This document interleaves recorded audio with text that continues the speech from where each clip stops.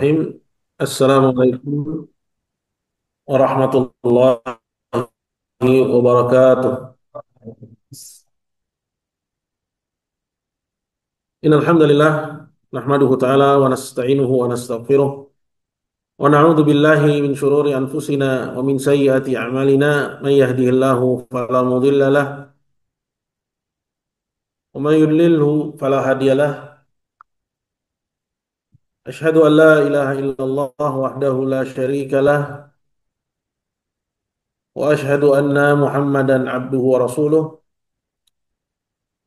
يا أيها الذين آمنوا اتقوا الله حق تقاته ولا تموتن إلا وأنتم مسلمون. أما بعد فإن أصدق الحديث كتاب الله تعالى وخير الهدي هدي محمد صلى الله عليه وسلم وشر الأمور محدثاتها فإن كل محدثة بدعة وكل بدعة ضلالة وكل ضلالة في النار. أعاذني الله وإياكم من النار. Hadirin ibu-ibu sekalian, kaum muslimin dan muslimah yang dimuliakan oleh Allah Subhanahu wa taala. Alhamdulillah,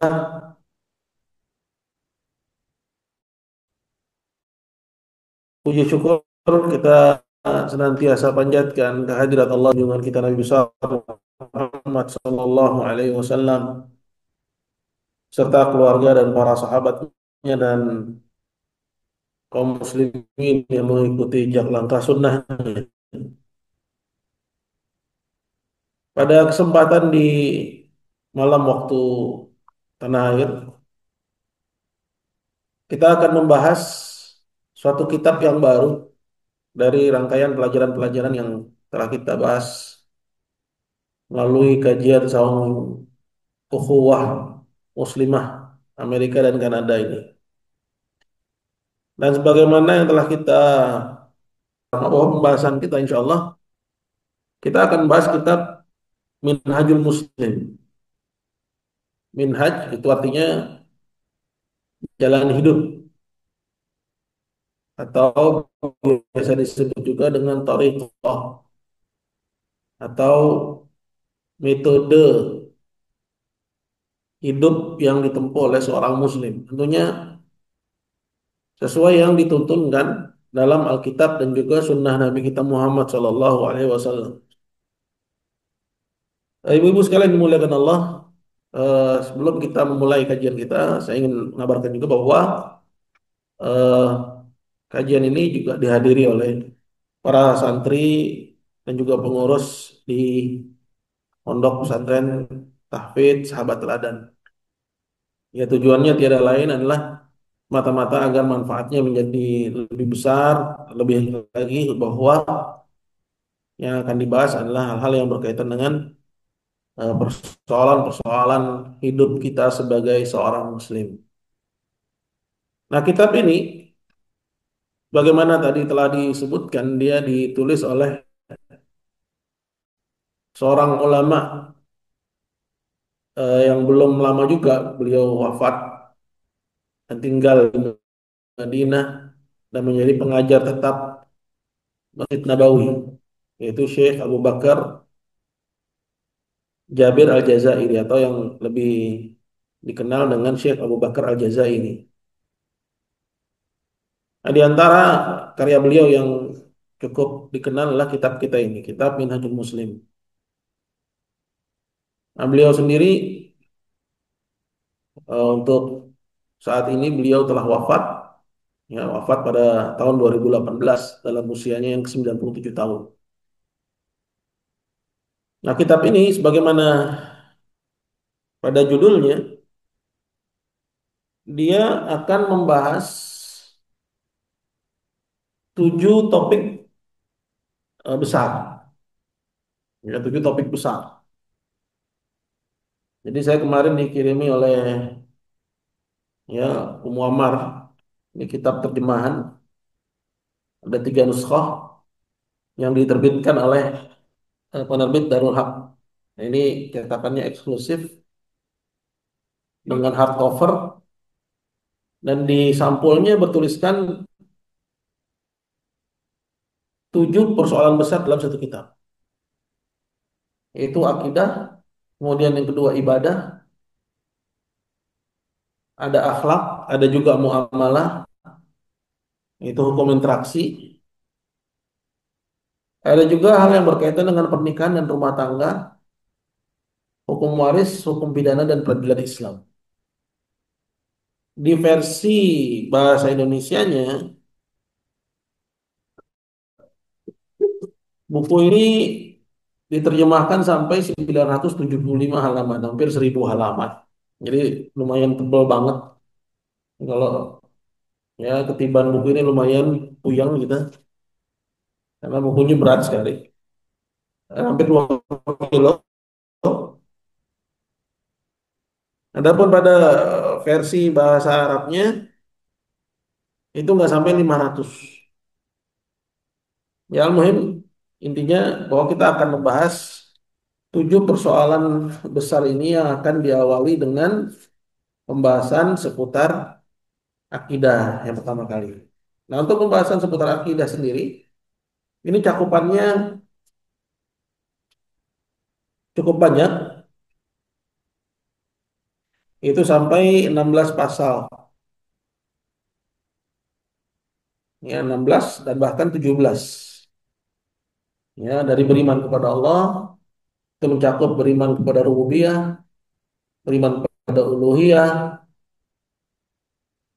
kemudian perkara-perkara yang membahas seputar rukun-rukun iman. Jadi ini sangat mendasar sekali, ibu-ibu sekalian dimuliakan Allah dan juga para santri sekalian. Oleh karena itu, pelajaran ini sangat penting, ya, karena mempelajari dasar-dasar agama ini seringkali seorang itu luput darinya, karena dia pengen yang wah, lalu pengen yang ya keren, yang ngejelimet, ya, sedangkan persoalan-persoalan yang sebenarnya itu dasar yang harus difahami, ya, di awal seorang melangkahkan kakinya dalam jalan yang menuntut ilmu agama justru jarang disentuh. Ya, sebagaimana misalnya kita lihat banyak orang membahas ya hal-hal yang tinggi-tinggi, namun justru yang mendasar ya luput darinya, sehingga terjatuh dalam kekeliruan di saat seharusnya ya pemula dalam menuntut ilmu itu nggak keliru di dalam masalah itu. Baik, kita nggak berpanjang lebar tentang hal ini. Kita akan masuk saja kepada bab yang pertama. Ya, bab yang pertama, beliau berkata al-babul awal, itu bab yang pertama, fil akidah, pembahasan seputar akidah. Jadi kalau dibahas atau dikatakan pembahasan seputar akidah, ya, itu pembahasan seputar keyakinan. Jadi akidah itu adalah tentang keyakinan. Jadi kalau disebut keyakinan dia bisa sahih, bisa juga batil lah, bisa keyakinan yang batil. Ya. Nah, tapi yang dibahas ini tentunya akidah yang sahih, akidah yang sesuai dengan ya Nabi Shallallahu Alaihi Wasallam, ya berdasarkan fitrah juga, ya, dan juga dalil-dalil al-mar'iyat, ya, yang kita lihat yang Allah Azza wa Jalla titipkan pada alam semesta. Nah ini, yang artinya adalah apa? Ikatan atau akad. Ya, akad itu kan ikatan. Ya, itu maya kidul mar'u alaih.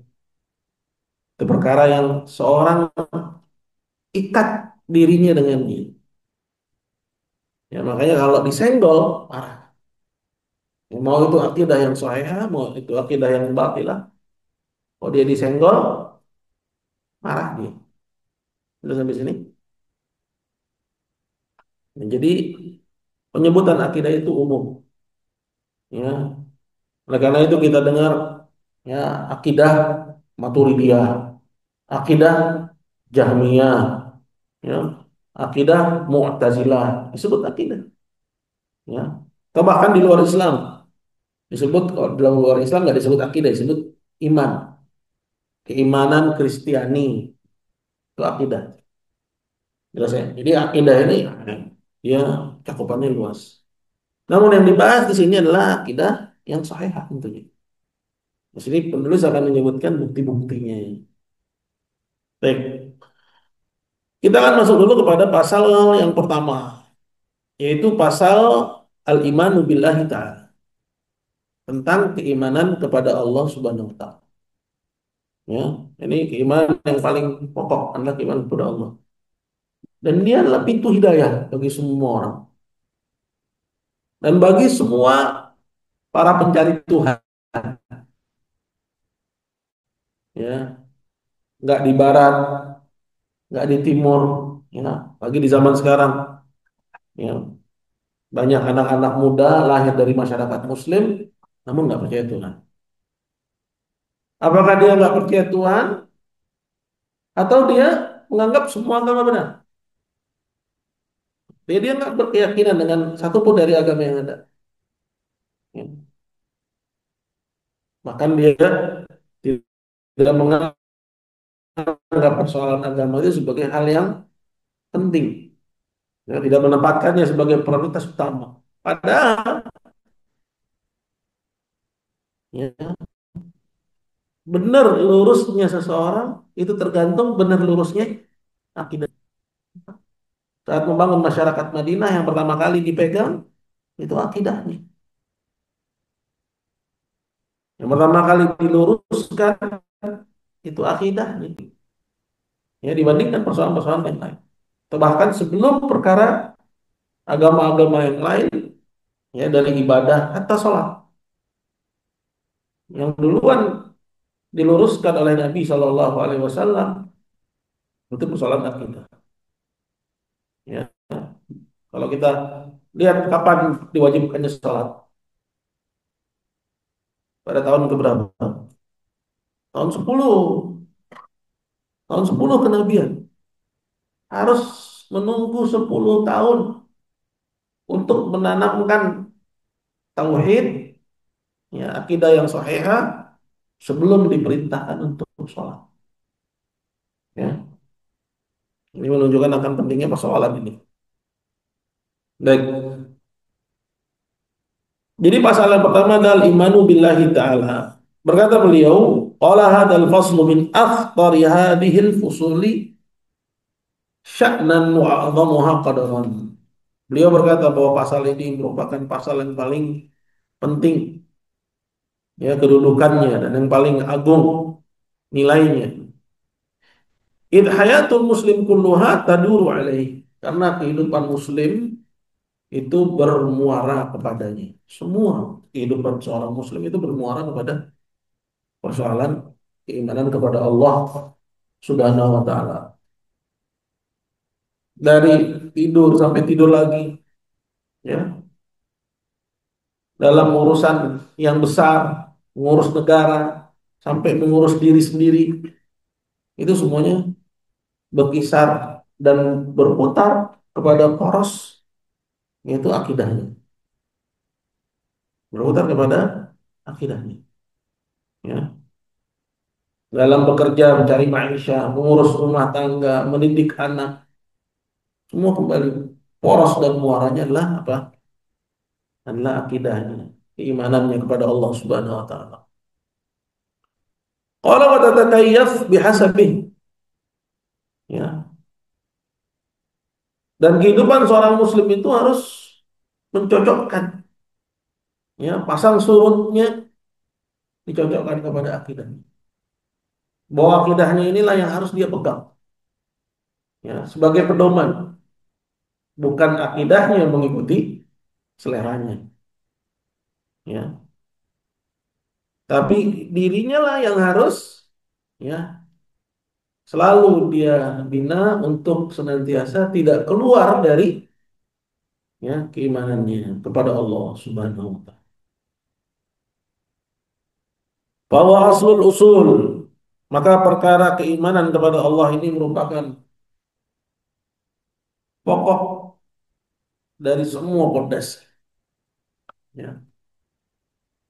Al-am yang umum lihayatil muslim bagi kehidupan seorang muslim bikamilha secara keseluruhan. Ya, jadi pondasi dari semua kaidah hidup seorang muslim itu justru ada pada apa? Keimanannya kepada Allah Subhanahu wa taala. Jelas sampai sini? Kemudian beliau berkata, qala al-imanu billahi ta'ala, al-muslimu yu'min billahi ta'ala. Seorang muslim beriman kepada Allah taala. Bimana? Apa artinya beriman kepada Allah taala? Nah, ini akan dijelaskan. Ya, jadi setelah dijelaskan kedudukan beriman kepada Allah, dijelaskan apa sih yang dimaksud dengan keimanan kepada Allah taala itu. Qala annahu yusaddiqu bi wujudi rabbi tabaraka wa ta'ala. Dia membenarkan keberadaan Allah Subhanahu wa taala. Bahwa Allah itu ada. Wa annahu azza wa jalla fatiras samawati wal ard. Bahwa dialah pencipta langit dan bumi. Ya, alimul ghaibi wa syahadah, yang maha mengetahui yang tampak dan juga yang tersembunyi. Ya. Rabbu kulli syai'in wa malikuh. Penguasa segala sesuatu dan dialah rajanya. La ilaha illahu, tidak ada yang berhak disembah selain dia. Wala rabba ghairuh, tidak ada pemilik, pengatur alam semesta selain dia. Wa annahu jalla wa ala mausufun bi kulli kamal, dan bahwasanya Allah dialah yang memiliki sifat kesempurnaan. Munazzahun an kulli nuqsan, maha suci dari semua aib dan celah serta kekurangan. Nah, ini yang dimaksud dengan keimanan kepada Allah, mencakup tiga hal, bahkan empat. Kalau kita mau ya detilkan apa yang dikatakan penulis. Yang pertama, beriman dengan wujudullah, beradaan Allah, bahwa Allah itu ada. Kemudian yang kedua, beriman dengan rububiyahnya Allah, bahwa Allah lah pencipta, pemilik, pengatur. Kemudian yang ketiga, beriman dengan uluhiyahnya Allah, bahwa hanya Dia semata satu-satunya yang berhak disembah dan diibadahi. Serta yang keempat, beriman dengan nama-nama dan sifat-sifat Allah, bahwa miliknya lah nama-nama yang husna dan sifat-sifat yang tinggi.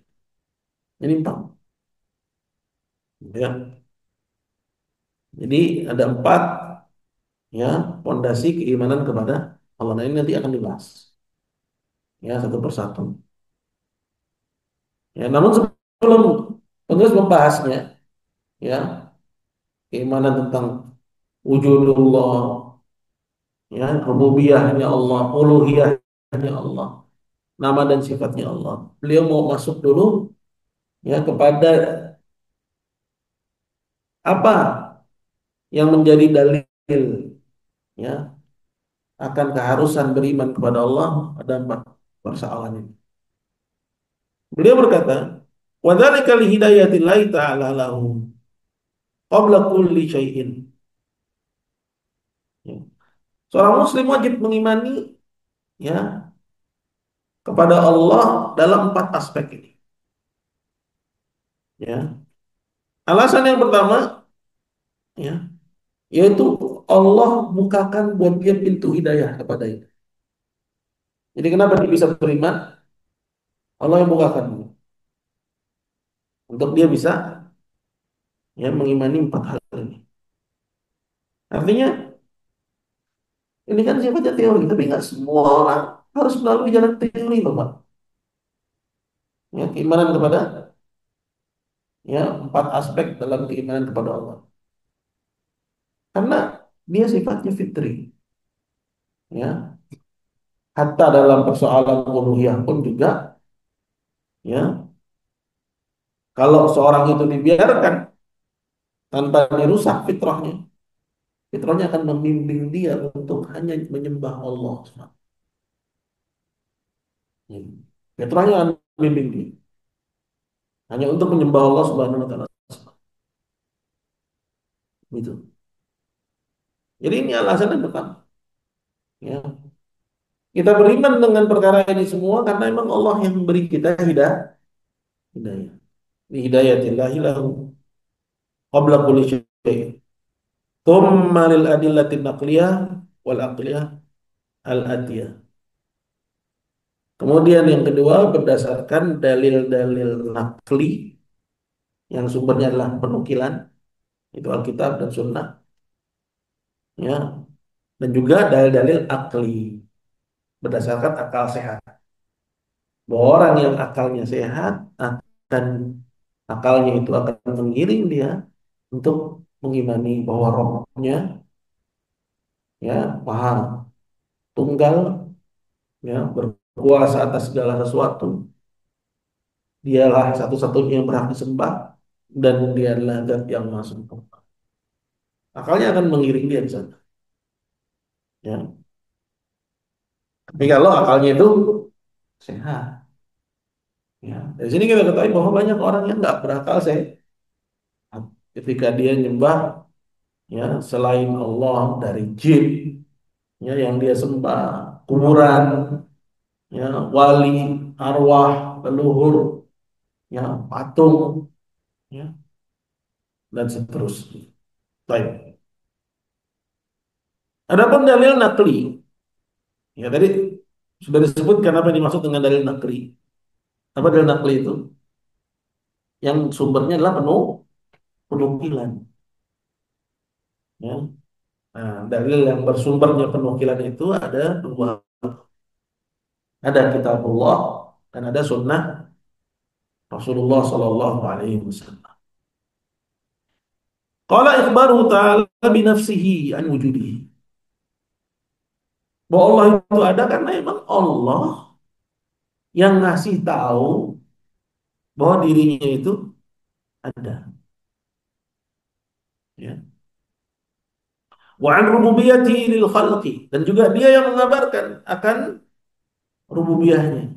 Kekuasaan dia terhadap alam semesta. Penciptaannya. Bahwa dia pemiliknya. Dia pengaturnya. Terhadap semua makhluknya. Alam atas. Ya. Alam bawah yang tampak dan yang tersembunyi.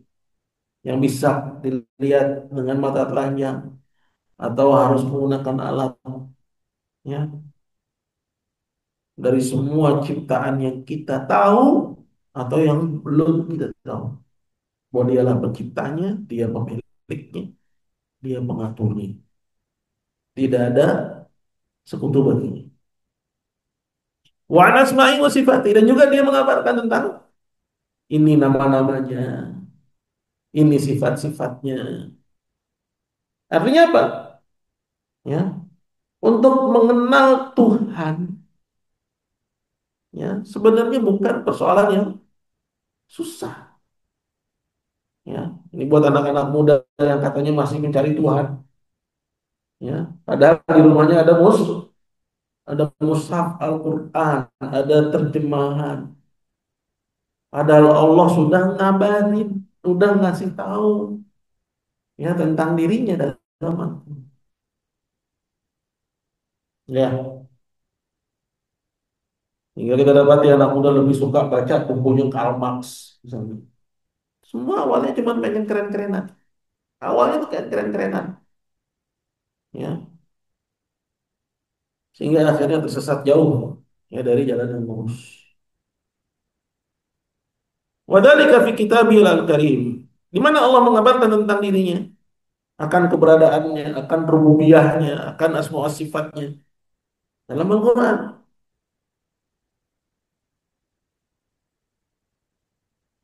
Wa minhu qawluhu ta'ala. Di antara ayat yang berbicara tentang itu adalah firman Allah Ta'ala dalam surat Al-A'raf ayat 54. Ya. Di situ Allah Subhanahu wa taala berfirman, Inna rabbakumullah, dengan bahasa yang paling gampang dan gamblang. Sesungguhnya Rabb kalian Allah. Selesai itu proses dia mencari Tuhan. Gak usah dia mengembara. Cuman dia baca ayat itu, Inna rabbakumullah. Tadinya dia bawa bawa ransel, jalan mau mengembara pencariannya, ya, melakukan pengembaraan dalam upaya pencariannya, katanya mau cari Tuhan. Dia ketemu ayat Inna rabbakumullah, balik lagi rasanya tamat, selesai, itu ketemu. Ya. Ini maksudnya apa? Bahwa apa yang dilakukan oleh orang-orang sekarang yang katanya pengembaraan dia mencari Tuhan, sebenarnya itu tahsilul hasil. Udah ada, cuman dia yang nggak mau melihat petunjuk Al-Quran. Masalah. Karena Allah Azza wa Jalla sudah menanggung persoalan ini. Lo nggak usah nyari, tong. Nih, lihat nih. Gitu. Nggak usah cari-cari. Nih, ayat nih. Inna rabbakum. Ya, sungguhnya Rabb kalian adalah Allah. Alladzi khalaqas samawati wal ard. Allah yang telah menciptakan langit dan bumi. Fi sittati ayyam. Dalam 6 hari. Allah mampu untuk menciptakan langit, bumi, dan segala isinya. Kurang dari 6 hari atau lebih banyak dari 6 hari. Tapi kenapa Allah sebut 6 hari? Karena ada hikmah yang cuma Allah yang tahu. Ada nih. Kita nggak tahu. Ya. Allah ciptakan langit dan bumi dalam 6 hari. Tumastawa alal arsh. Kemudian dia beristiwa di atas arsh. Stawa artinya ala wasa'ida wartafa'a wastaqarra. Dia naik dan dia tinggal. Ya, di atas arsh. Di antara maknanya juga apa? Al-julus. Di bersemayam itu adalah al-julus. Duduk. Itu akidah salaf. Ya, sementara banyak orang yang mengingkari julus. Dari sini perlu kita koreksi. Bahwa julus itu disebutkan dalam banyak kutubus sunnah. Termasuk dari makna istiwa. Dan nggak usah seorang merasa risih dengan penyebutan bahwa Allah duduk. Ya, bagaimana kita nggak risih bahwa Allah turun dari langit, ya, turun menuju langit dunia. Kita nggak merasa risih dengan itu. Bahwa Allah, ya, dia mengabarkan bahwa dirinya punya tangan, misalnya. Bal yadahu mabsutatan, bahkan dua tangan Allah itu terbentang. Kita nggak risih dengan itu. Maka begitu juga nggak ada alasan untuk risih dalam menetapkan sifat al-julus bagi Allah sebagai bagian dari makna istiwa. Julus itu artinya apa? Duduk. Nah, itu disebutkan dalam banyak kutub sunnah. Ya. Tsumma stawa 'alal arsy. Kemudian dia beristiwa di atas arsy. Yughshil lailan nahar. Dia meliputkan siang kepada malam. Maksudnya menjadikan siang dan malam secara silih berganti. Yatlubuhu hafifan. Dia putar itu dengan cepat. Wasyamsa wal qamara wan nujuma musakhkharatin bi amri. Dan matahari serta bulan. Begitu juga bintang-bintang musakhkharat. Allah tundukkan, ya, dalam aturannya. Ala lahul khalqu wal amru. Ketahuilah milik Allah lah penciptaan dan pengaturan. Tabarakallahu rabbul alamin. Maha suci Allah Rabb semesta alam. Syahid yang dimaksud dengan ayat ini adalah bahwa Allah dia sendiri yang memperkenalkan tentang dirinya. Tuh, ya. Jadi benar, ya. Jadi dulu tuh ada sebuah kitab, ya,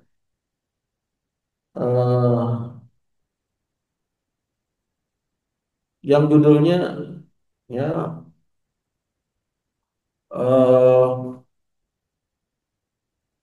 bahwa dunia modern ini ya mundur bukannya maju ya disebabkan oleh karena mereka meninggalkan Islam ya karena Islam itu sudah menganggap persoalan ini perkara yang selesai sejak lama tapi beberapa atau nggak sedikit dari para ilmuwan masih berteori seputar hal ketuhanan ya. Sedangkan dalam akidah salaf cukup amil ruha sama jaat berlakukan aja sebagaimana datang itu udah selesai di luar sejak ya abad ke-7 ya abad ke-7 ya 7 Masehi ya sejak diutusnya Nabi Shallallahu Alaihi Wasallam ya tapi dunia modern sampai saat ini di kampus-kampus masalah seperti itu masih aja dibahas ya dan menjadi persoalan yang nggak pernah selesai ya. Mereka ya bahas ya tanpa ada ujungnya. Baik. Kemudian wa qalu lamma nada nabiyahu Musa dan juga kita dapati pada ayat lain ketika Allah memanggil nabinya yaitu Nabi Musa Bisyatil wadil aiman di tepian lembah sebelah kanan fil buqatil mubarakah di tanah yang diberkahi minasyajarah. Allah berbicara dari sebatang pohon. Ya. Apa kata Allah kepada Musa? Ya Musa, ini Allah. Itu kalau kita betul-betul menghayati keadaannya itu luar biasa. Ya. Allah panggil Musa, ya Musa, ini Allah. Sesungguhnya akulah Allah. Rabbul Alamin, Rabbus Musta'an. Ya. Dan juga dalam ayat yang lain, ya, dalam kisah yang sama Allah berfirman, Innani anallah, sungguhnya akulah Allah, la ilaha illa ana, tidak ada yang berhak disembah selain aku. Fa'budni, maka beribadahlah kamu kepadaku. Wa aqimis salata li dzikri, dan tegakkanlah salat untuk mengingat aku. Ini persoalan siapa Tuhan? Ya, yang hak yang berhak seorang itu hanya menyembahnya ini sudah selesai dalam Islam semenjak diutusnya Nabi Muhammad Sallallahu Alaihi Wasallam ya jadi ini dalil ya nakli ya akan keberadaan Allah dan siapa Allah bahwa dialah pencipta langit bumi ya yang memutar siang dan malam menundukkan matahari bulan dan bintang atau kita masih mau mencari Tuhan udah selesai udah ketemu Tuhan atau belum ketemu nah jihadi udah ketemu. Jadi kalau kamu naik gunung bukan cari Tuhan kan? Hmm. Makanya disebut apa? Tadabur, tadabur Allah. Tapi benar ya tadabur ya. Jangan tadabur yang lain gitu ya. Baik. Wa qawluhu fi ta'zimi nafsihi wa dzikrihi asma'ahu wa sifatihi. Dan juga kita dapati pada firman Allah Subhanahu wa taala saat dia menjelaskan tentang keagungannya. Ini masih satu topik. Ya, mencari Tuhan.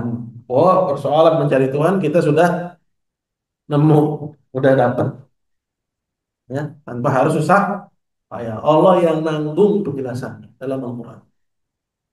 Ya, ayat-ayat yang tadi ya lebih sederhana. Allah cuma bilang ini anallah. Ya, Allah cuma bilang inna rabbakumullah. Rabb kalian Allah. Nah, ayat-ayat yang berikutnya dia juga memperkenalkan dirinya dengan menunjukkan keagungan. Wa dzikri asma'ahu wa sifatihi dan juga saat dia menyebutkan dan memperkenalkan tentang nama-namanya yang indah dan juga sifat-sifatnya yang tinggi. Ya. Seperti yang terdapat dalam surat Al-Hasyr pada ayat yang ke-22. Di mana Allah Subhanahu wa taala berfirman,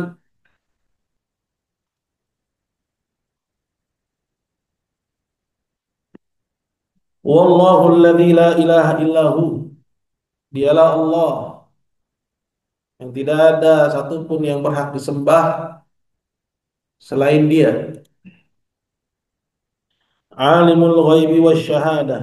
Dialah yang mengetahui perkara yang gaib, perkara yang tersembunyi, wasyahadah dan juga yang tampak.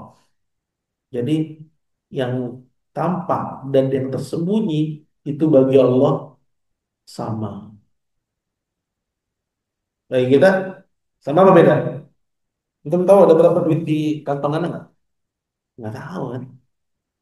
Ya, tapi Anda tahu. Ya, bahwa nggak ada duit di kantong Anda. Ya, artinya soalan yang gaib dan juga yang tampak itu bagi Allah Subhanahu wa taala. Ya. Bahkan Allah bilang ya'lamu kha'inatal a'yuni wa ma tukhfis sudur. Dia mengetahui khianatnya mata dan apa yang disembunyikan dalam dada. Ya.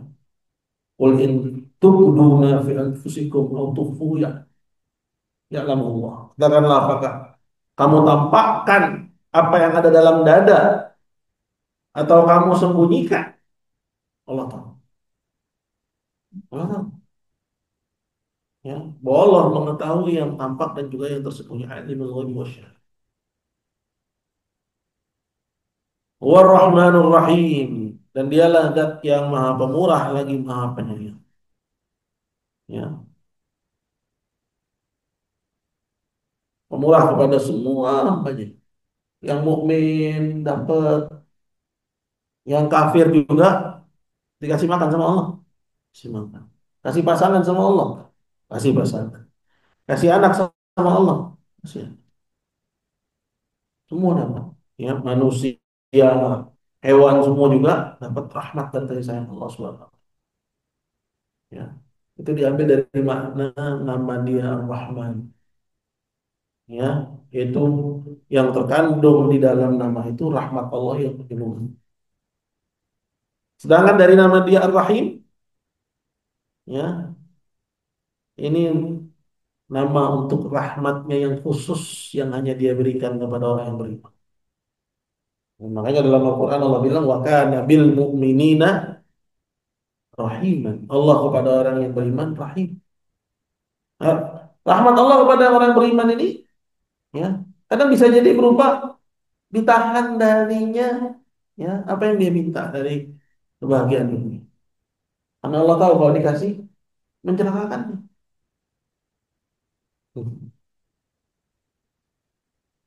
Allah pupuk buat si mukmin ini iman. Allah jauhkan dari si mukmin ini sebab-sebab yang mencederai, ya, ketakwaannya, keikhlasannya, ya, keimanannya. Allah alam. Nah, rahmat yang seperti ini hanya buat orang yang beriman, orang kafir kan. Gitu. Wallahu alladzi la ilaha illahu. Dialah Allah Subhanahu wa taala yang tidak ada ilah, ya, maksudnya ma'bud yang berhak disembah illahu selain dia. Oh, hanya dia semata yang berhak disembah. Al-Malikul Quddus. Ya, Al-Malik, ya, di sini dia menerangkan tentang nama-namanya nih. Yang pertama adalah nama dia sebagai Al-Malik. Ya, yang artinya, ya, raja, diraja. Makanya nggak boleh seorang itu sebesar apapun kekuasaannya disebut dengan panggilan raja diraja. Itu penyebutan yang kita ambil dari serapan bahasa orang-orang Indus, orang-orang India, Maharaja, itu nggak boleh. Ya. Karena yang raja di raja, Malikul Mulk, itu hanya Allah Subhanahu wa Ta'ala. Tapi kalau raja kecil boleh kan? Tapi kalau raja di raja, itu hanya Allah Subhanahu wa Ta'ala. Karena nggak ada yang lebih besar kekuasaannya daripada Allah, daripada Allah Subhanahu. Ya, Al-Malik, ya, yaitu yang memiliki alam semesta dan segala isinya, yang mengaturnya, ya, yang nggak ada satupun di langit maupun di bumi yang di luar kekuasaannya. La yujizuhu syai'un fil ardi wala fis sama. Tak ada satupun, baik di alam atas maupun di alam bawah, yang tampak maupun yang tersembunyi, yang bisa menolak kehendaknya. La yujizuhu syai'un. Ya. Nah, ketika seorang menganggap besarnya kekuasaan Nyi Roro Kidul, itu kesyirikan. Ya. Atau misalnya, ya, siapa yang disembah sama orang-orang Sunda Wiwitan, ya, Prabu Siliwangi, ya, itu kesyirikan. Karena nggak ada satupun di alam semesta ini yang bisa mengalahkannya, atau di luar kekuasaannya, atau bahwa Allah jadi nggak mampu menghadapinya. Itu makna la yughithu syai'. Ya, itu makna al-Malik. Qala al-Quddus, yang maha suci dari segala aib dan celah. Assalam, ya, salam itu kalau di buku diartikan dengan yang maha sejahtera. Ini kurang tepat, ya, karena assalam itu maksudnya yang selamat, ya, dari, ya, aib dan celah. Ya, alladzi salimat dzatu wa asma'u wa sifatuhu wa af'aluhu min kulli aibin wa naqsin wa dam. Yaitu yang bersih dan selamat dari segala macam, ya, aib dan juga celah. Maksudnya yang maha sempurna, sempurna. Salam, ya, al-mu'min, ya. Apa artinya al-mu'min? Yang memberikan keamanan. Ya, al-mu'min, al-muhaimin, ya, yang menaungi, al-aziz. Apa al-aziz? Yang maha, bisa disebut yang maha perkasa, bisa juga yang maha mulia. Al-Jabbar, yang Al-Jabbar ini lebih maha kuasa. Ya, Al-Mutakabbir, apa Al-Mutakabbir? Maha, yang maha besar, ya, yang maha agung. Subhanallah yang amma yusyrikun. Maha suci Allah dari apa yang mereka sekutukan. Jadi mengenal Allah dengan nama-nama dan sifatnya, ya, itu yang paling agung yang ada dalam Quran. Ya. Karena yang paling agung yang ada dalam Quran itu bab ma'rifatullah, mengenal Allah Subhanahu wa taala.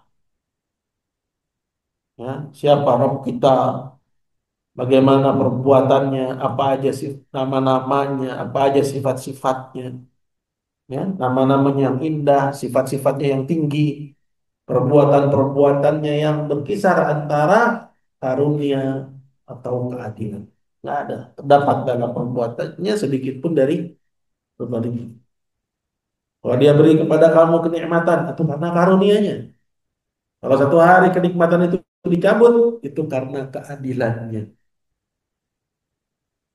Nah, ya, sehat karena karunia Allah. Tiba-tiba si sehat jadi sakit. Jangan bilang Allah zalim.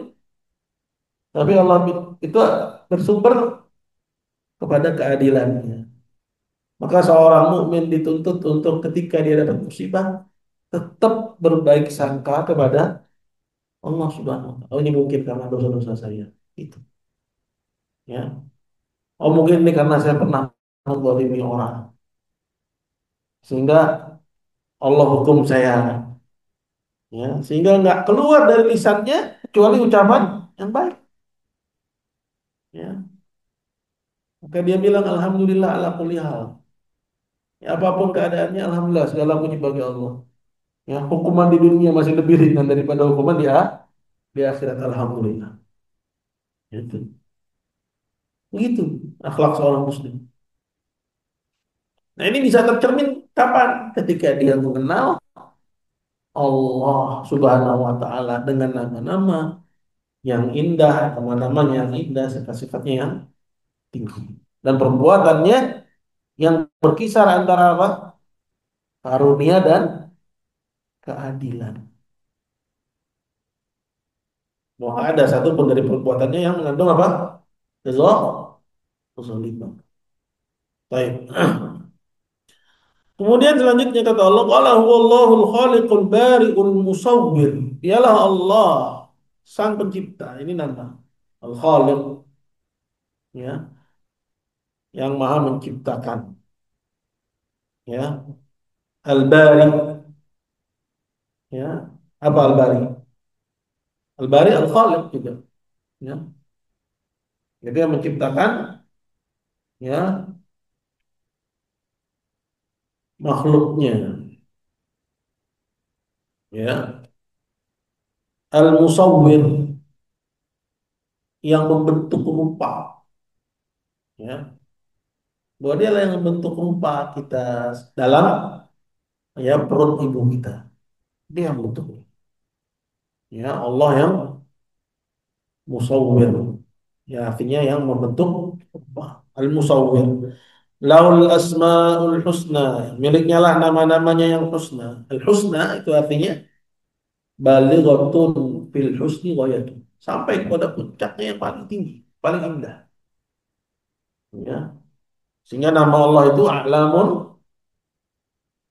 wa Awsaf. Dia nama sekaligus sifat. Ya. Nah, kayak salah seorang dari kita misalnya namanya Karim, yang artinya apa? Ya, dermawan. Tapi ternyata dia orang yang paling pelit. Ya. Atau misalnya Hasna, perempuan dipanggil Hasna karena diharapkan akhlaknya baik. Ya, tapi ternyata justru akhlaknya paling buruk. Kalau makhluk bisa jadi nama bukan sifat. Tapi kalau Allah dia nama sekaligus sifat. Sekaligus sifat. Laul asmaul husna, miliknya lah nama-nama yang husna, yusabbihu lahu ma fis samawati wal ard. Memujinya semua yang ada di langit dan di bumi, wa huwal azizul hakim, dan dialah zat yang maha mulia lagi maha bijaksana. Kalau qauluhu fit an nafs ala nafsi, dan juga saat dia memuji dirinya sendiri. Allah juga memperkenalkan siapa dia. Ya. Jadi di antara ayat ada ayat-ayat di situ Allah puji dirinya. Ya. Nah, ini juga bentuk dari kita bisa mengenal Allah. Pintu lain untuk kita bisa mengenal Allah. Pada ayat-ayat di situ dia memuji dirinya. Misalnya yang ada dalam surat Al-Fatihah. Allah berfirman, Alhamdulillahi Rabbil Alamin. Ya, segala puji milik Allah. Siapa dia? Rabbul Alamin. Rabb semesta alam. Ya, seluruhnya. Ar-Rahman Ar-Rahim. Yang sifatnya maha pengasih atau pemurah, maha penyayang. Ya, Allah dalam kitab, ya, tafsir, ya, suratul Fatihah kata Syekh Muhammad bin Abdul Wahab, darinya kita, ya, mengambil pelajaran adanya rojak di situ. Karena Allah memperkenalkan dirinya maha pengasih, maha penyayang, berarti kasih sayangnya bisa diharapkan. Karena dia memperkenalkan dirinya sebagai Ar-Rahman Ar-Rahim, ya, maka kasihnya bisa diharapkan, sayangnya bisa diharapkan. Tujuannya apa? Agar manusia, ya, yang pertama, ya, tidak larut dalam dosa, ya, sehingga dia bisa bangkit dari dosanya untuk taubat dan mengharap ampunan Allah. Karena dia tahu bahwa Rabbnya Rahman Rahim. Yang kedua, dia mengamalkan ya hal-hal yang mengundang rahmat dan kasih sayang Allah. Itu maksud dari belajar asma wa sifat.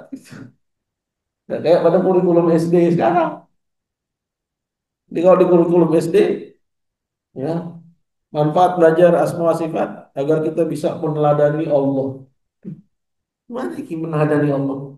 Sayang sama semua orang, akhirnya orang kafir dia sayang. Ya, ntar dia pacaran dia bilang saya meneladani Allah. Saya sayang sama dia, saya meneladani Allah. Ya, gimana coba Pak Guru? Kalau itu yang terjadi, ini kacau. Ya, pelajaran PAI-nya, Diknas, kacau. Ya. Belajar asma wa sifat bukan untuk meneladani Allah. Anda nggak akan pernah bisa meneladani Allah. Dia Rabbul Alamin, Anda manusia. Nah, ini lucu. Dan ya, saya bacanya lucu. Saya bilang ini mesti dibenerin. Ya, jadi belajar asma wa sifat bukan meneladani Allah. Tapi seperti tadi, Ar-Rahman Ar-Rahim. Agar kita mengharap rahmatnya. Agar kita bangkit bertaubat. Ya, karena kita tahu bahwa Allah Maha Pengampun, Maha Penyayang.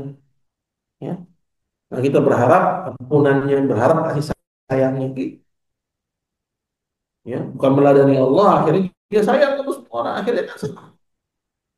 Sehingga sama orang kafir pun juga dia sayang dan cinta. Ya, padahal di ayat yang lain disuruh untuk membenci, memusuhi. Akhirnya bertabrakan antara satu ayat dengan yang lain. Fatal. Gitu. Jadi Anda perhatikan ya, ini kesalahan di PAI. Kalau memang sudah kurikulumnya begitu, sampai mahasiswa Pak. Ya, kurikulumnya juga begitu, sama. Ya. Cuma pendekatan anak SD beda pendekatan sama mahasiswa, tapi muaranya sama. Ya, mau dibawa kemana anak kaum muslimin dengan akidah yang salah seperti itu. Selanjutnya, Malik Yaumiddin, dia raja hari kemudian. Terdapat al-khawf. Ya.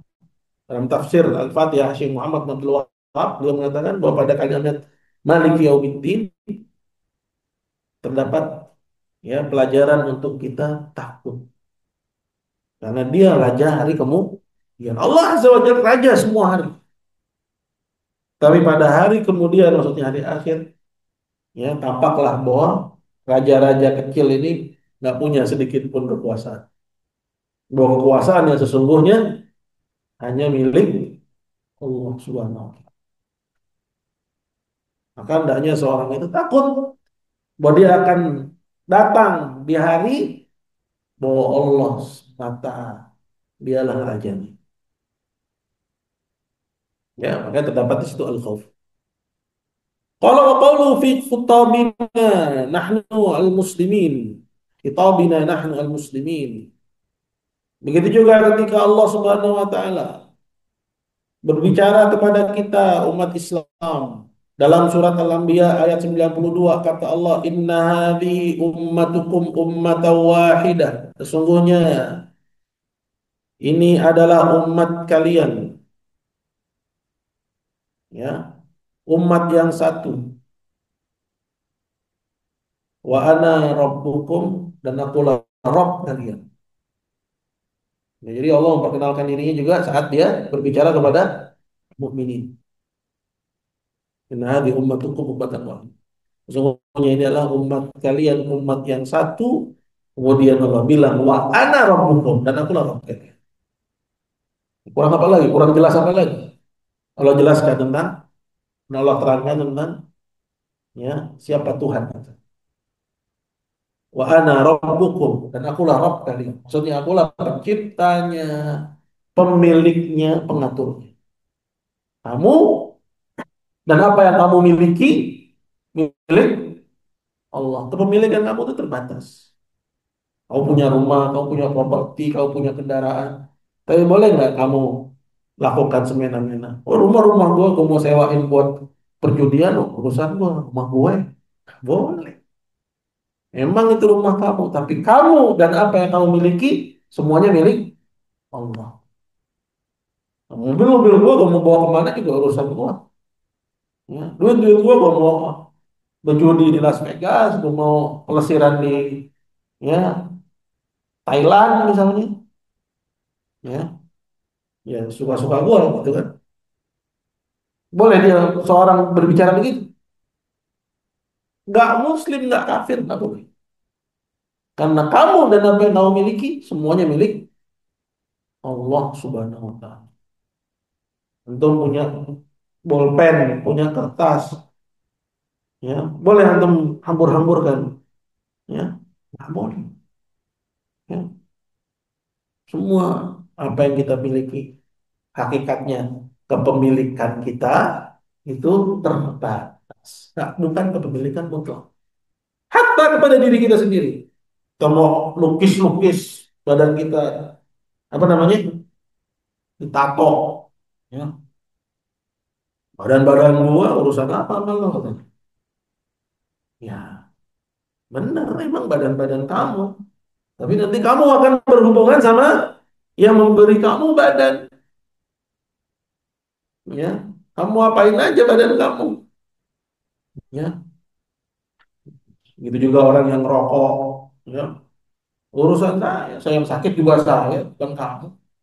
Betul, kamu yang nanggung sakit. Siap juga nanti nanggung ketika ditanya sama yang ngasih kamu, ya, badan, yang ngasih kamu paru-paru. Kamu kemanain aja nikmatmu. Mau ngomong apa kalau kayak begitu?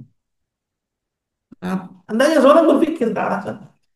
Gunakan semua potensi dirinya untuk memikirkan gimana nasib dia nanti berhadapan dengan ini yang satu ini, ya, yang maha dahsyat, yang tidak ada, ya, kerajaan saat itu kecuali kerajaan, ya, yang tidak ada hukuman yang paling keras melebihi hukumannya.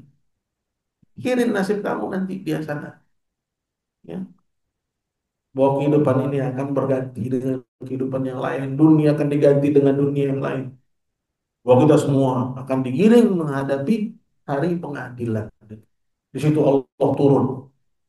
Nah itu dahsyat itu. Ya, yauma tashaqqaqus sama'u bil ghamam wa nuzzilal malaikatu tanzila. Ingatlah ketika Allah belah langit itu, ya. Kemudian mengepullah asap putih dan turun malaikat, ya, berbaris-baris. Wajah rabbuka wal malaku saffan saffa, dan di saat itulah turun Allah azza wa jalla. Lifasl qada'i bainal ibad, untuk memutuskan, ya, perselisihan yang terjadi di antara manusia. Mau bilang apa kamu? Berani ngomong di hadapan Allah, badan-badan gue, lambung-lambung gue, yang dia isi lambungnya dengan minuman keras. Ya, bisa dia ngomong ketika itu lambung-lambung gue, paru-paru gue, bisa. Nggak bisa. Ya, bahkan dia nggak bisa berdalih sepatah kata pun di hadapan Allah Subhanahu wa Ta'ala. Wala tasma'u illa hamsa. Kalian nggak dengar kecuali, orang nggak berani ngomong itu kecuali berbisik. Kayak antum lagi lagi apel, bisa cari lagi marah-marah. Berani kamu ngomong, ya, habis kan. Itu baru Ustaz Sarif. Ini Robnya Ustaz Sarif. Ya. Allah Rabbus samawat. Wala tasma'u illa hamsa. Kalian nggak dengar kecuali suara yang berbisik. Saking dahsyatnya hari itu. Sallallahu alaihi wasallam. Ya.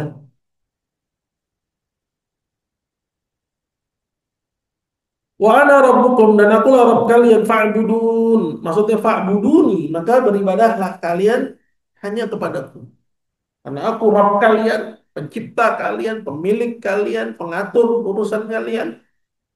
Fa'budun, maksudnya beribadahkah kalian semuanya, seluruh kalian hanya kepadaku. Karena dialah satu-satunya Rabb bagi kita. Ini hubungan antara tauhid rububiyah dengan tauhid uluhiyah. Bahwa tauhid rububiyah itu menuntut adanya tauhid uluhiyah. Pengakuan Allah Rabb menuntut kita hanya boleh menyembahnya, nggak boleh menyembah selainnya. Kalau wa qawlu fi ayat Al-Mu'minun, begitu juga pada firman Allah dalam surat Al-Mu'minun ayat 52. Allah berfirman, wa ana rabbukum fattaqun. Dan akulah Rabb kalian, takutlah kalian semuanya kepada. Ya, kita disuruh takwa kepadanya, bertakwa kepadanya artinya apa? Mempersiapkan diri ya dengan benteng yang melindungi kita dari azabnya. Tuh, takwa. Ya, membentengi diri dari azab Allah Subhanahu wa taala dengan fi'lul khairat wa tarkul munkarat, mengerjakan yang baik, meninggalkan yang mungkar. Wa ana rabbukum fattaqun. Bahkan Allah bilang dalam ayat yang lain apa? Wa yuhadzirukumullahu nafsah, dan Allah memperingatkan kalian dari diri. Hati-hati dari Allah. Untuk hamba itu takut ya kepada Allah Subhanahu wa taala. Jadi gimana bisa seorang itu takut kalau dia jauh dari petunjuknya, nggak membaca ayatnya, nggak berusaha untuk mentadaburi firman, mungkin akan muncul rasa takut itu.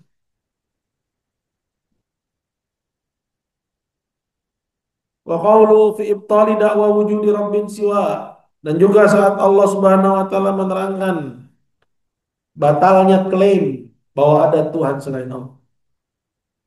Jadi orang-orang kafir mendaulat ada Tuhan selain Allah. Maka Allah jelaskan nggak ada Tuhan lain selain Allah.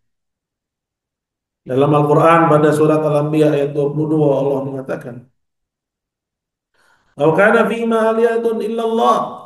Kalau di sana ada sesembahan lain selain Allah, lafasadata. Kalau di langit dan di bumi itu ada Tuhan lain selain Allah, lafasadata. Pastilah langit dan bumi itu akan hancur. Fasubhanallahi rabbil arsy amma yasifun. Maka maha sucilah Allah, Rabb, penguasanya al-arsy, dari apa yang mereka sifatkan tentang Allah. Bahwa dia punya sekutu. Ya di langit dan di bumi. Kemudian dalil nakli yang lain,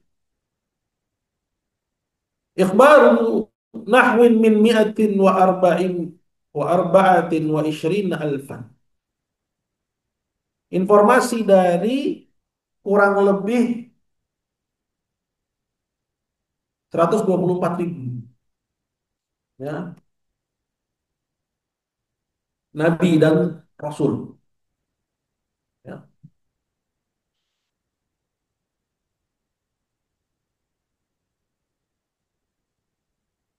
Biwujudillahi ta'ala, yang mengabarkan tentang adanya Allah Subhanahu wa taala. Jadi banyaknya nabi dan rasul yang Allah utus. Ya. Di sini penulis Syekh Abu Bakar Al-Jazairi menyebut sampai jumlah atau jumlahnya mencapai mi'atin wa arba'atin wa ishrin alfan. Ya, 124.000 nabi dan rasul. Semuanya mengabarkan tentang adanya Allah saja. Ya. Qala wa an rububiyati, dan mengabarkan tentang rububiyahnya Allah terhadap awalim kullih, terhadap alam ini semua, alam atas dan juga alam bawah. Awalim bentuk jamak dari alam. Wa an khalqihi ta'ala laha, dan bahwa dialah penciptanya. Wa tasarrufihi fiha, dan bahwa dialah pengaturnya. Wa an asma'i wa sifati, dan juga mengabarkan tentang nama-nama dan sifat-sifatnya. Ma minnum min nabiyyin wala rasulin illa waqad kallamahu Allah Ta'ala. Tidak seorang pun dari nabi dan rasul itu melainkan Allah telah berbicara kepadanya, au ba'atsa ilaihi rasulan, atau Allah mengutus kepadanya seorang malaikat, au alqa fi rawih, atau Allah Subhanahu wa taala turunkan wahyu ke dalam dadanya. Karena ini tiga cara sampainya wahyu kepada para nabi dan rasul. Gitu ya. Apakah Allah ajak bicara langsung seperti misalnya Musa, Nabi Muhammad Shallallahu alaihi wasallam, atau diutus padanya seorang malaikat, ya Jibril yang menyampaikan wahyu.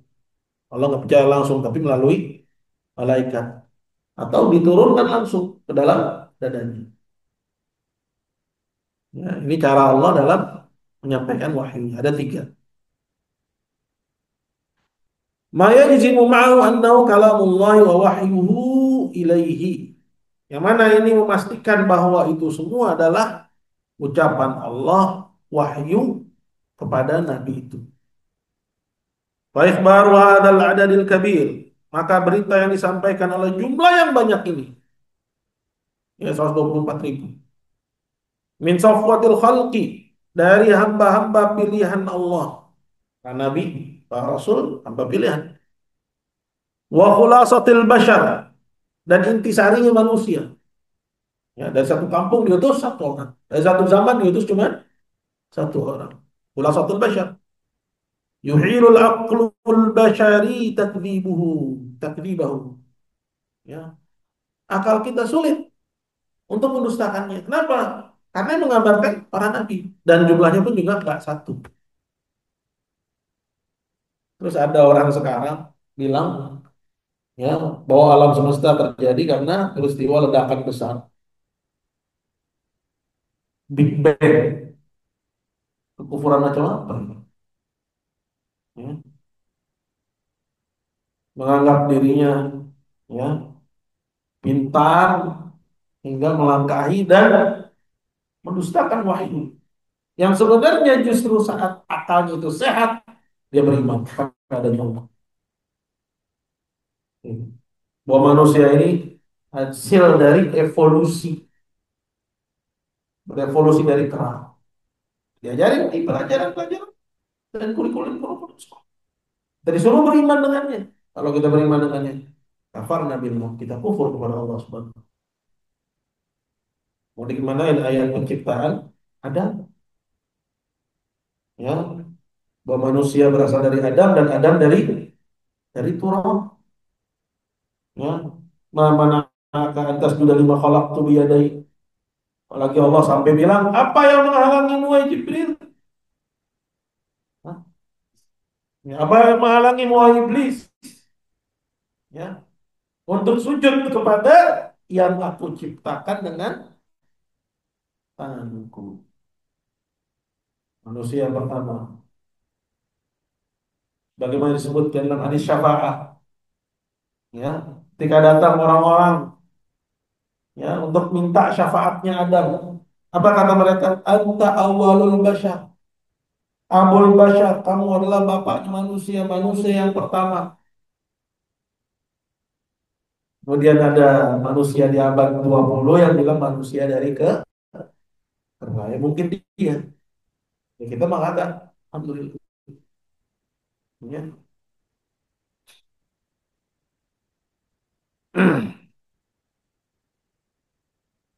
Jadi jumlah yang banyak yang mengabarkan akan adanya Allah ini akal sehat, ya, menampik, ya, untuk mendustakannya tidak bisa selain beriman dengan.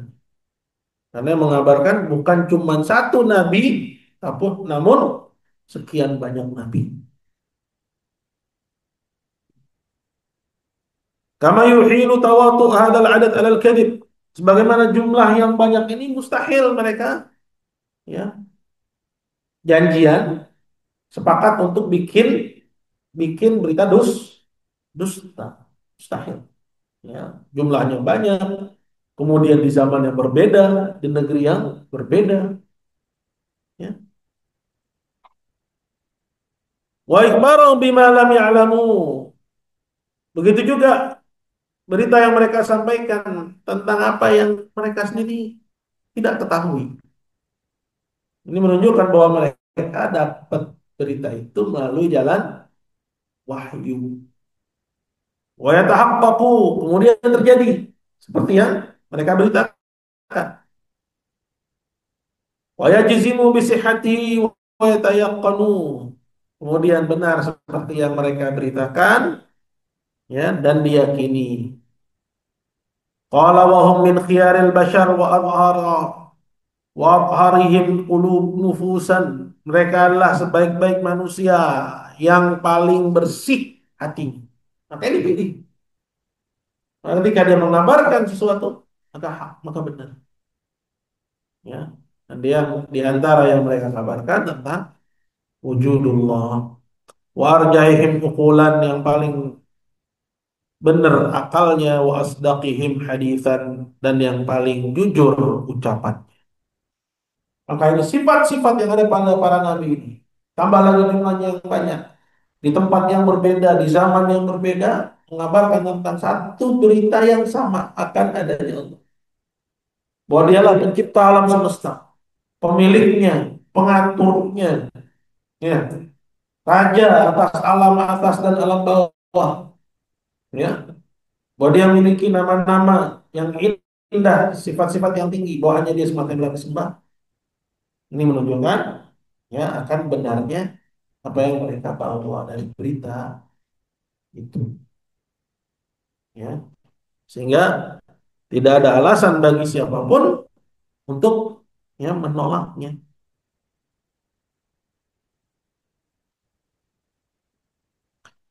Kemudian yang ketiga, imanul balayina minal bashar, keimanan miliaran orang, wa i'tiqaduhum biwujudi Rabbi subhanahu, dan juga keyakinan mereka akan adanya Allah subhanahu wa ta'ala, wa ibadatuhum lahu wa ta'atuhum iyah, dan mereka beribadah kepadanya dan mentaatinya. Fi hinin annal adatal basyariyah jariyatun bitasdiqil wahid wal ithnain fadlan 'anil jamaah wal ummah wal adad alladzi la yuhsa minan nas. Di saat yang sama, ya, kebiasaannya manusia itu membenarkan berita yang dibawa oleh satu atau dua orang. Apalagi ini berita dibawa oleh sekumpulan manusia yang jumlahnya nggak terhingga miliaran, beriman akan adanya Allah. Masyahidil aqli wal fitrah ala sihhati ma amanu bihi. Dan juga apa yang mereka imani pun juga didukung ya dengan bukti akal sehat, fitrah, ya. Wa akhbaru bihi, dan apa yang mereka beritakan juga didukung dengan akal sehat dan fitrah akan adanya Allah. Wa abaduhu wa taqarrabu ilaih, ya. Dan mereka mengibadahinya dan mendekatkan diri kepadanya. Artinya, ya, adanya jumlah yang tidak sedikit yang beriman tentang adanya Allah. Terus Anda mau ya memilih jalan lain, ya, mendustakan akan adanya Allah. Ini tidak adalah kesombongan dan ketakaburan, ya. Di samping dalil-dalil yang tadi sudah disebutkan sebelum. Ada dari Al-Quran, ada dari hadis, ya. Begitu juga ya berita dari banyaknya para nabi dan rasul yang membawa kabar demikian. Yang keempat ini yang terakhir. Qala ikhbarul malayina minal ulama. Berita yang dibawa oleh jutaan ulama an wujudillah wa an sifatih. Akan adanya Allah dan sifat-sifat serta nama-namanya. Wa rububiyyati likulli syai', dan juga akan kekuasaannya terhadap segala sesuatu. Wa qudrati ala kulli syai', dan keperkasaannya atas segala sesuatu. Wa annahum lidzalika abaduh. Kemudian mereka juga mengibadahinya, menaatinya, wa habbulah, mencintainya, wa abghadu min ajlih, membenci karena Allah juga. Terus tiba-tiba ada seorang yang nggak mau percaya tuh Tuhan. Ini adalah kesombongan dan ketakaburan. Atau dia bilang saya masih belum dapat hidayah. Ya, saya masih cari Tuhan. Saya masih mengembara pengembaraan saya dalam mencari Tuhan. Ini sombong, sombong dan ketakaburan. Jadi sebenarnya sudah selesai. Persoalan apa yang dikatakan oleh orang sekarang, proses pencarian Tuhan. Kalau dia mau berpikir sebentar, buka Al-Quran, berpikir sebentar, nggak perlu menghabiskan waktu. Ya, bisa jadi dia ketemu, ya, kalau dia nyari, ya, bisa jadi nggak ketemu sehingga mata kafir mati sebagai orang kafir, waliyadzubillah. Ya, Ya, jadi dengan seorang misalnya tinggal di tengah peradaban, ada masyarakat Muslim. Tadi Amerika ini kan ada masyarakat Muslim, pastilah mereka mendengar. Apalagi dengan genosida yang ada di ya Palestina. Nggak ada satupun dari penduduk dunia ini kecuali ya tahu ada orang beragama Islam. Itu trigger untuk dia mencari tahu apa sih Islam. Kemudian dia nggak bergerak, ya. Kemudian dia bertahan di atas keyakinannya yang sekarang, menyembah selain Allah, beribadah kepada selain Allah. Mati di atasnya, mata kafir. Mati sebagai orang kafir, dan dia kekal di neraka jahanam.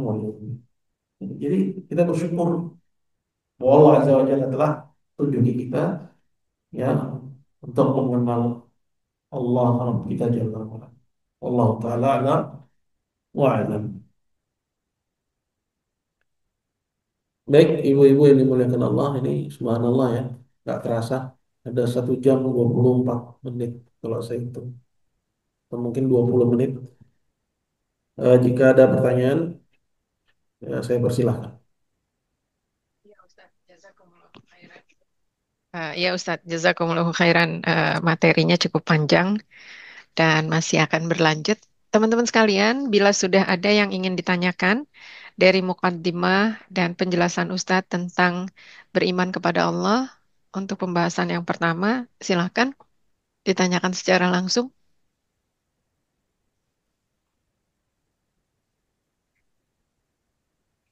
Di sini ada Uti Yoharni, sudah unmute, mau bertanya,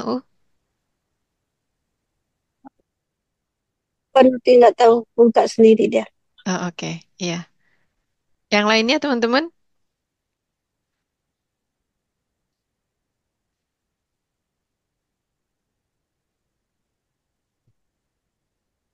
Sepertinya tidak ada Ustadz untuk pertemuan hari ini. Baik, para santri ada pertanyaan? Boleh, saya lempar pertanyaan kepada santri barangkali. Boleh, boleh Ustadz. Nah, mengenai penyebutan Rob, apakah boleh kita menyebut Rob besar, terus Robbul lain, kalau maksudnya Allah, kita sebut Allah Rabbud Dar.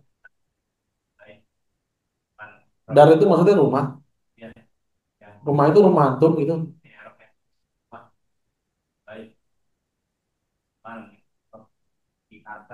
Hmm. Ya, Rabbul kulli syai, Rabb segala sesuatu.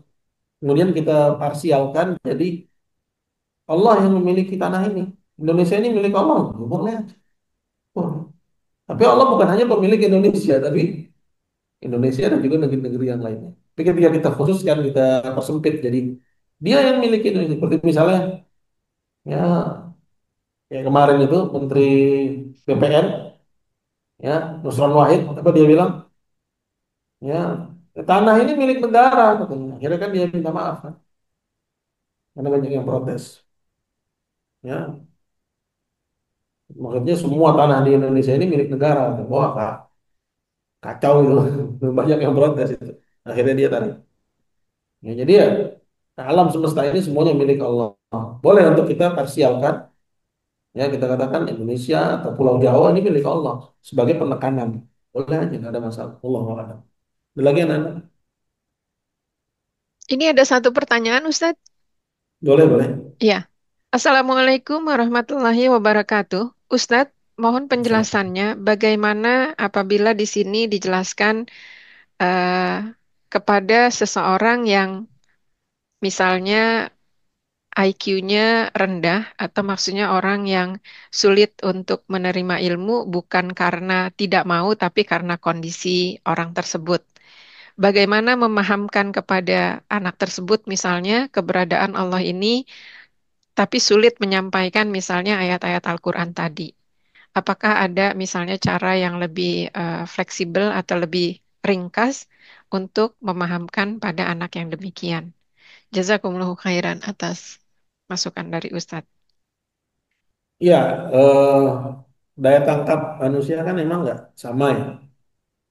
Tapi pada dasarnya orang normal itu dengan bahasa Al-Quran itu udah yang paling sederhana sebenarnya. Ya, seperti ayat yang pertama yang kita baca tadi misalnya. Inna rabbakumullah, Rabb kalian Allah. Itu nggak perlu sekolah tinggi-tinggi untuk memahami bahwa Allah itu adalah Rabb kita. Ya, karena yang paling penting dan paling urgent ada dalam Quran itu masalah yang berkaitan dengan ma'rifatullah, mengenal Allah. Nah, nggak mungkin suatu yang paling penting, paling urgent, metode penjelasan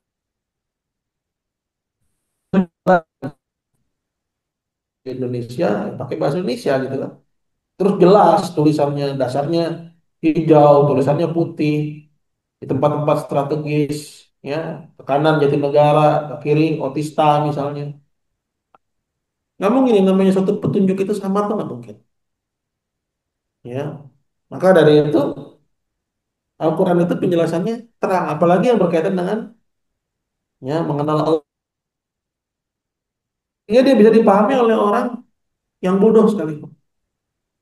Kecuali kalau yang dimaksud dengan yang IQ-nya kurang ini masuk kategori eh, anak berkebutuhan khusus. Nah, kalau anak berkebutuhan khusus, ya memang dia terangkat dari taklif. Anda nggak dituntut untuk memperkenalkan. Tapi ya nggak apa-apa, antum bawa ke majelis. Barangkali ada yang masuk ke dia, ya dibawa hadir kalau dia nggak mengganggu, ya diperdengarkan ayat Quran misalnya. Adapun dia wajib mengetahui ini, ya dasarnya orang yang akalnya tidak mampu terangkat dari taklif. Ya, seperti yang disebutkan dalam hadisnya Aswad bin Sari ya. Ada 4 orang yang nanti menyampaikan hujahnya di hadapan Allah. Ya, di antaranya al-majnun, orang gila. Ya. Walaupun ini nggak kita katakan gila ya, cuman kondisi dia yang akalnya tidak berfungsi, ya sehingga ya penjelasan yang paling mudah sekalipun dia nggak bisa paham, ya artinya dia nggak ada tuntutan untuk paham hal itu, nggak ada tuntutan untuk paham. Jadi orang tuanya dalam hal ini ya eh, mungkin kalau dia ingin berusaha ya bawa aja ke majelis taklim. Ya, nanti Allah Azza wa Jalla yang bukakan hatinya. Kalaupun memang dia nggak paham, nggak apa-apa, nggak ada masalah. Karena dia nggak punya kewajiban apa-apa sama sekali. Nggak ada kewajiban apa. Barakallahu fiik. Ya Ustadz, jazakumullahu khairan. Masih ada satu lagi, boleh Ustadz? Boleh, boleh, boleh. Ya, Assalamualaikum warahmatullahi wabarakatuh. Ustadz mohon Waalaikumsalam. pencerahannya. Bila ada orang yang sudah tua sekali, orangnya bukan yang melakukan kesirikan, bid'ah atau lain-lainnya. Tetapi misalnya dengan keterbatasannya dia yang hidup sendiri dan sudah tua, ketika ditanya, eh, jadi sendiri nggak bicara atau tidak ngobrol dengan orang lain. Ya, kemudian dijawab seperti ini, Ustadz. Ya, tidak apa-apa, kan bisa ngobrol atau berkomunikasi dengan Allah. Maksudnya di sini artinya mungkin dia berzikir atau ngaji, tapi disebutnya ngobrol dengan Allah. Apakah itu akan menimbulkan persepsi yang berbeda atau malahan berdosa, Ustadz? Mohon pencerahannya. Ya, kalau selagi maksudnya adalah ya bermunajat, mengadukan ya hidupnya kepada Allah, mengadukan senang susahnya kepada Allah. Itu yang dia maksud sah-sah aja, ya sah-sah saja. Dia berzikir karena innamal a'malu binniyat, gitu kan? Tergantung bagaimana niatnya gitu. Tapi kalau maksudnya dia emang ngobrol, ya dia ngerasa bener ngobrol, ya saling tektokan sama Allah gitu, ya akhirnya dia nggak lama keluar ngaku dapat wahyu. Nah, ini repot, ya. Jadi kalau jadi dilihat kepada apa maksudnya gitu, ya. Karena semua nilai sesuai dengan niatnya. Ucapannya umum, ya. Ya kita nggak bisa memaksakan apa yang kita paham Ya, dari persepsi kita yang negatif misalnya, oh dia maksudnya ini nih, nggak boleh. Ya, nggak bisa. Kita harus tanya, ya maksudnya apa. Kalaupun kita nggak tanya, ya kita berbaik sangka aja. Insya Allah mungkin maksudnya adalah berzikir, bermunajat, mengadukan keluh kesahnya kepada Allah Subhanahu Wa Taala. Jadi sah-sah saja dia bicara begitu. Gitu. Allah Iya Ustadz, jazakumullahu khairan. Mungkin satu lagi minta nasihat, boleh Ustadz? Ya boleh. Ya, Assalamualaikum warahmatullahi wabarakatuh. Ustadz, saya punya community kecil, hanya beberapa orang dalam satu grup, tetapi di antara kami pemahaman Islamnya masih berbeda-beda. Artinya, kami dari satu grupnya untuk grup tajwid atau tahsin yang ngaji bareng Ustadz.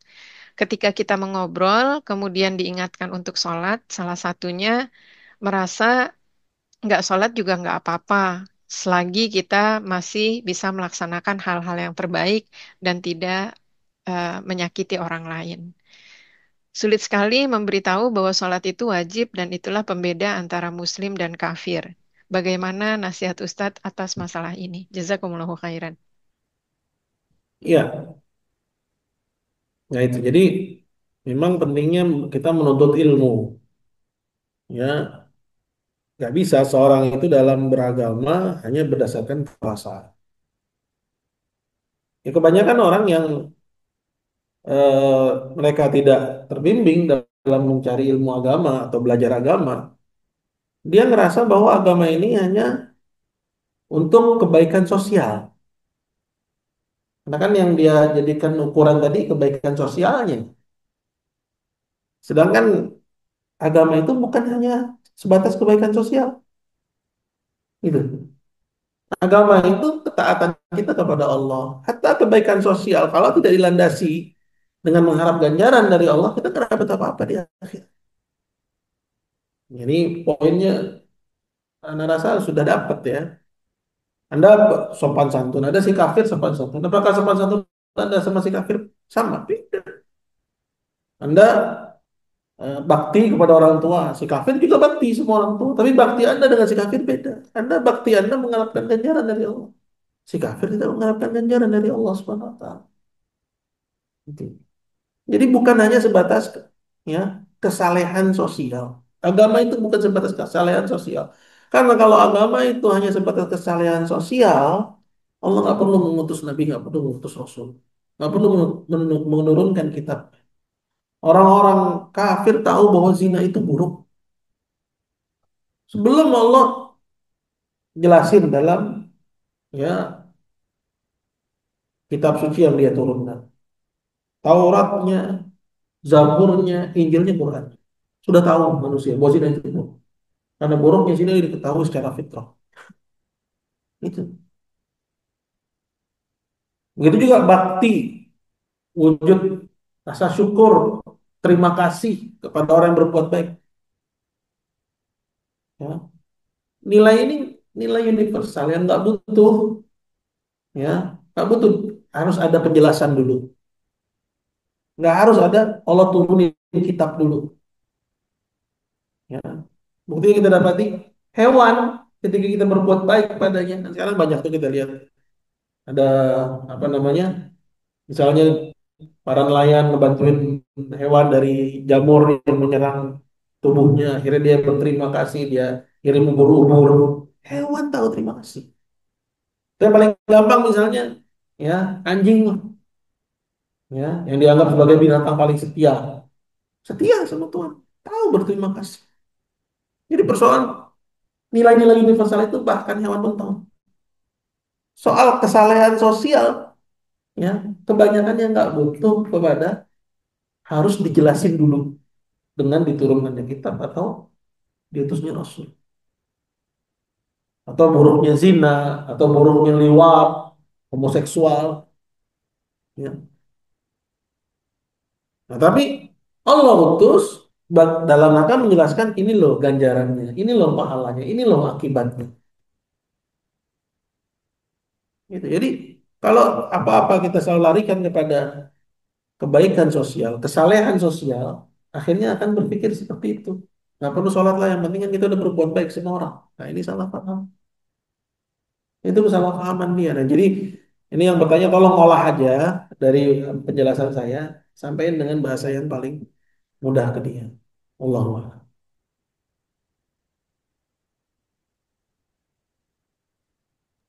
Iya Ustadz, jazakumullahu khairan. Pertanyaannya sudah selesai. Mungkin terakhir kalau ada dari teman-teman yang ingin bertanya secara langsung,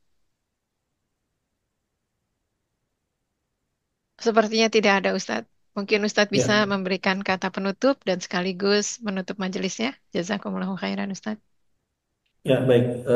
Ibu sekalian dimuliakan Allah, alhamdulillah kita udah mulai ya pertemuan yang pertama ini dan pembahasan kita ini sangat mendasar sekali, sangat mendasar sekali. Ya, insya Allah kita ambil manfaatnya. Saya juga dapat manfaatnya, ibu-ibu saya harap juga bisa dapat manfaatnya.